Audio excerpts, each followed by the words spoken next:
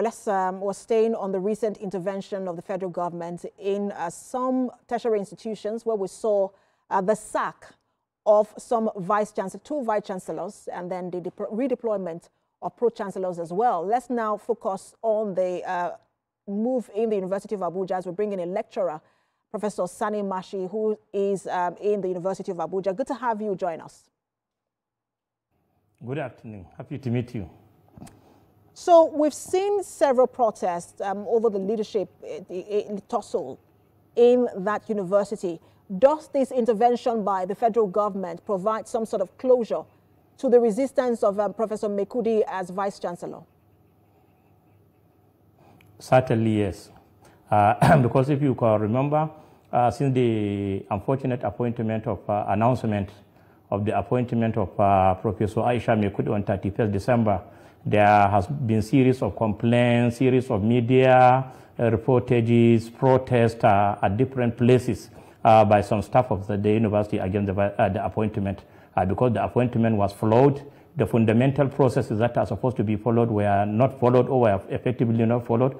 Important provisions of the law were kept aside. So since that time, there has been so much resentment on the side of the university, and people are even putting questions about even the credibility of the present government, meaning that the government is not even sincere about its commitment to upholding the rule of law. So what the Mr. President did, he has actually put to rest a number of doubts that people have been casting about the credibility of his administration.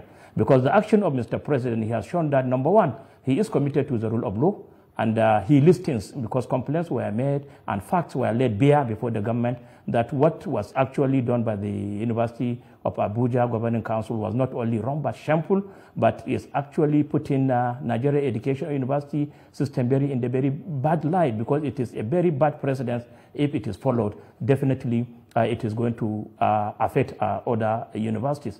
So in essence, what we are trying to say here now, what has been done now is actually a very good step. It's a right step towards correcting the wrong, Professor Mashi, towards ensuring that due process is put in the university.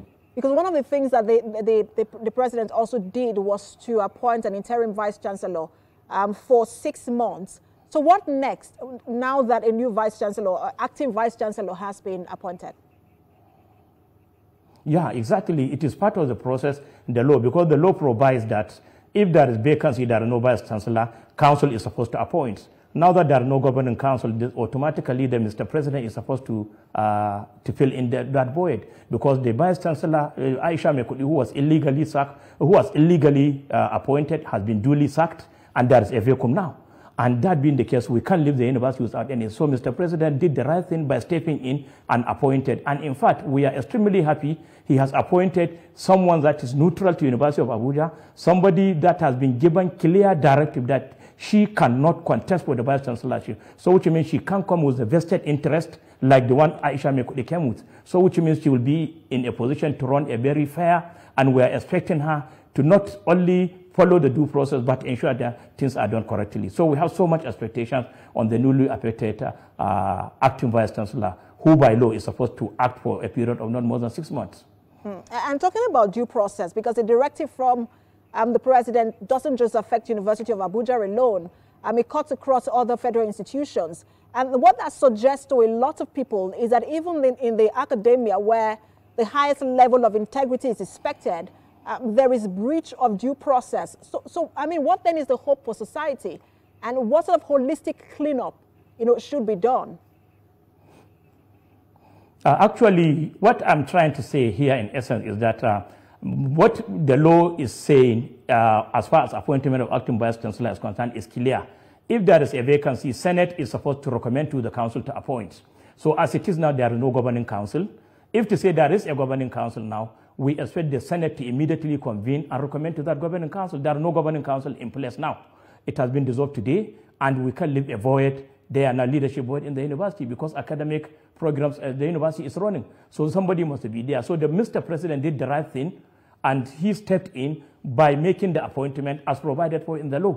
And an active vice chancellor has been provided, And the law is saying not more than 6 months, and Mr. President did that for a period of 6 months. So which means what Mr. President did is actually in accordance with the provisions of the law. So what we expect the Vice Chancellor, acting Vice Chancellor to do now is to come and operate within the confines of the law, so that do things that are proper and ensure that the university comes back to normal again.